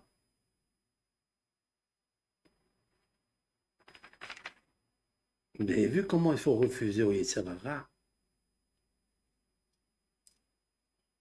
C'est de réfléchir que de regarder le visage de son père et de sa mère. C'est pas le visage. C'est de regarder maman, comment elle s'est comportée. Comment elle a fait pour m'avoir. À quoi elle a réfléchi pour m'avoir. Elle a toujours gardé l'harmonie avec papa. Elle a gardé le shalom baït. Alors pourquoi je vais dépenser cette semence que normalement elle est en moi, que j'ai reçue de papa et maman, que je vais donner à mes enfants, Ben, Bina. Si quelqu'un maintenant, regardez comment c'est puissant. Si quelqu'un il regarde une femme de l'autre, c'est qu'il veut mettre sa Bina à l'intérieur de cette femme. Pourquoi veux-tu que sa femme enregistre sa semence? Elle est déjà perdue. Comme c'est un père qui ne fait pas son dû, alors elle est perdue.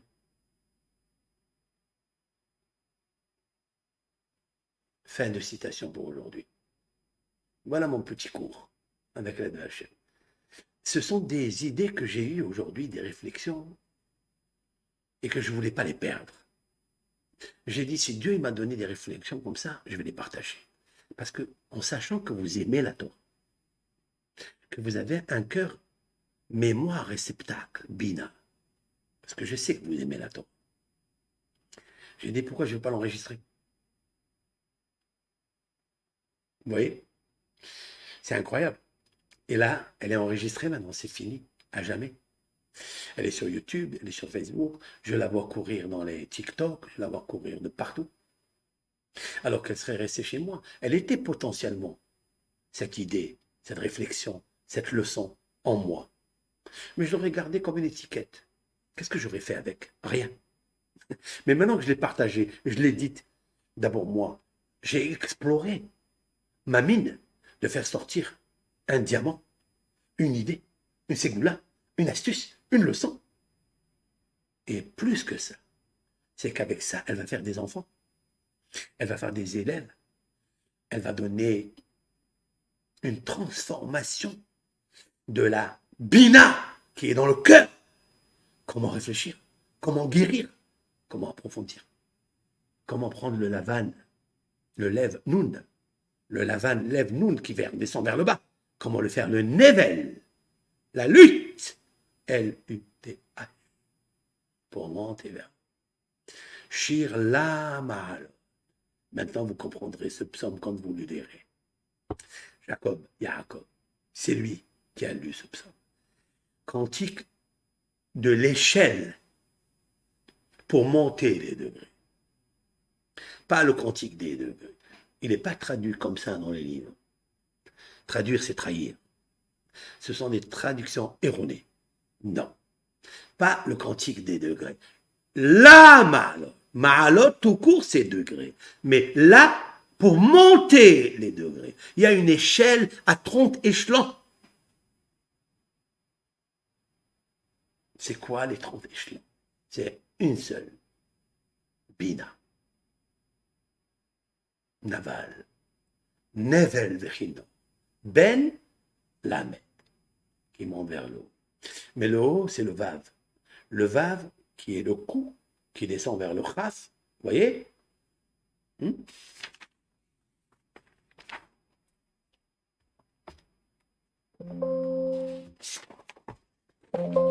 Ça,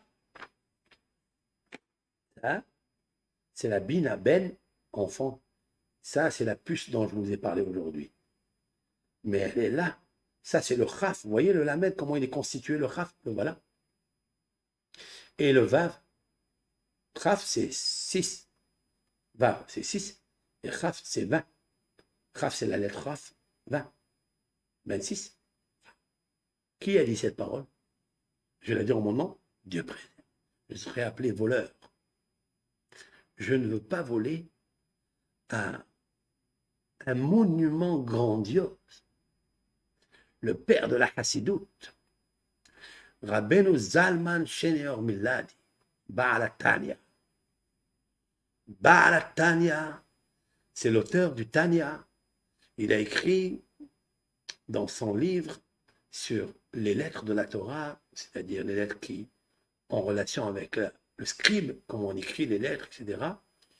Le Gaon Havetz Haïm, le Mishnah Broura Havetz Haïm, Rabbi Israël Meir HaKohen, il a amené dans son livre Siman Lamed Bet, dans le chapitre 32, le cœur. Il a amené Katav Hagraz, il a écrit Hagraz, c'est Rabbeinu Hagaon Rav Zalman, c'est lui, c'est le Baal Tanya, l'auteur du Tanya. Chez Kotvim Lamed, on écrit un Lamed avec un Vav et un Chaf. 26. Wow. Magnifique. Colle-toi au 26. Colle-toi au 26. Comme ça, tu as le Ben. Alors, comment on se colle au 26? Alléluia, benevel vechina. Quand je chante à Dieu, quand je chante avec le nevel, je deviens un Ben Lamed. Un Ben Lamed 26. Comme je viens de le décrire au nom du Tanya, tu deviens le fils de Dieu. Oui, tu deviens le fils de Dieu. Vous comprenez?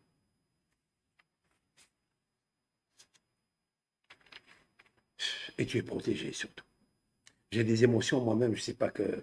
Ça bouillonne en moi maintenant. J'ai des frissons de partout. Je ne sais pas si c'est la harpe ou les cordes musicales qui font miséricorde.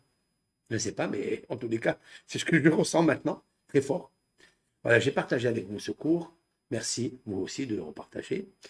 Et quelques informations pour samedi soir. Donc, nous sommes dans la lecture des 10 psaumes, avec l'aide de Hachem, comment atténuer les forces de la tigresse, de la femme de Potiphar, la médiou de la médiouta. Okay? Comment on va faire? C'est incroyable que la médiou de la médiouta, c'est 480. Et Toph, c'est la flûte. Ça s'écrit aussi 480. Il faut... C'est incroyable. C'est incroyable que la musique peut nous nous aider. La musique attire la sagesse, la bina. Et la bina, elle attire l'amour. Voilà ce qu'il faut retenir. Donc Yaakov, il a aimé son fils parce qu'il a vu que son fils avait de l'amour. Ça veut dire quoi? Il avait la bina pour recevoir l'amour. C'est pour ça qu'il a aimé. Voilà. Et pourquoi il n'a pas fauté avec la femme de Potiphar? Parce qu'il a l'amour. Il ne veut pas faire autre chose. Celle qui est interdite.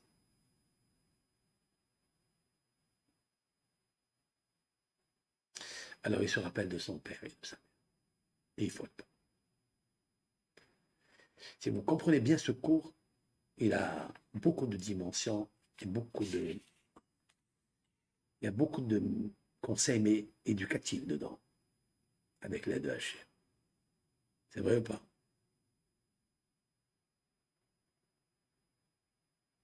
Ouais, on n'a pas la volonté du Très-Haut, c'est vrai. Mais c'est ce que j'explique, que la volonté du Très-Haut ne vient pas facile. Il faut un travail. Il ne faut pas être égoïste. Il ne faut pas aimer soi-même. Il faut aimer le Créateur. Mais pour aimer le Créateur, il faut le connaître. Et pour le connaître, il faut la bina. Il te l'a donné.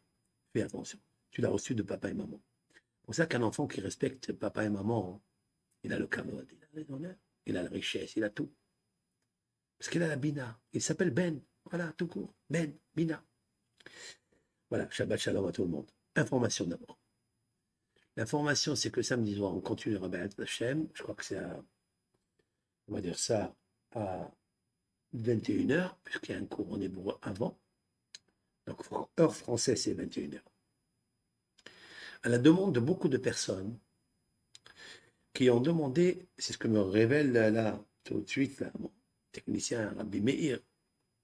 Meir me dit qu'il y a des personnes qui ont demandé pour le Pidyon Nefesh, c'est-à-dire le rachat de l'âme ou le rachat de la bina, quoi. Le rachat d'un cœur qui a trop fait de choses qui ne sont pas bonnes, et maintenant il veut se racheter. Comment on récupère ça? Alors, j'ai déjà dit que fait un formulaire et tout celui qui veut s'inscrire. Donc, le formulaire, je crois qu'il l'a envoyé. Nous allons le faire peut-être dimanche matin, parce que je fais un cours dimanche matin aussi.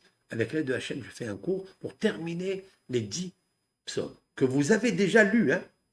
Alors, une personne hier m'a écrit qu'il y avait une faute entre le descriptif numérique des psaumes du premier cours et du troisième cours. Je lui ai dit, c'est vrai. C'est une frappe, une faute de frappe. Alors, pour vous rappeler les psaumes, je ne les ai pas maintenant en tête, mais il faut enlever juste le 21. Vous enlevez le 21 parce qu'il n'est pas à sa place du tout. Et vous mettez à la fin 125. Vous gardez tout, enlevez le 21, parce qu'il n'existe pas, en fait. Et vous prenez le 125. Vous imaginez pourquoi il s'est traduit en 21. Parce que 125, c'est 1 et 2. Donc 2 et 1, c'est 21. Mais il a oublié de mettre le hé, le 5. Vous comprenez pourquoi il y a la faute d'avant. Je vous explique.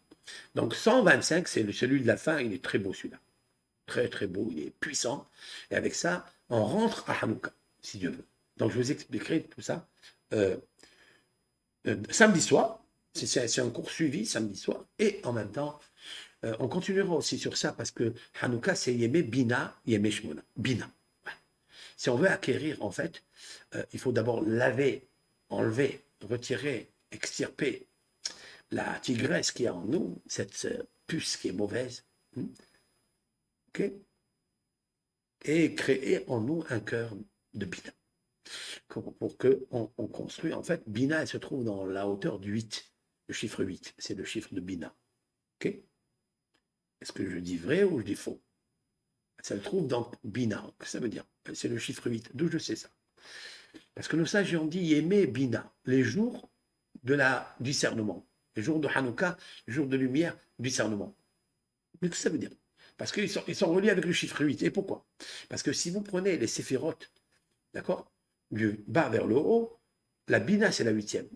Puisque la première, en fait, vers le haut, c'est Keter et Horma. À la 2, on supprime 2. Comme il reste 8.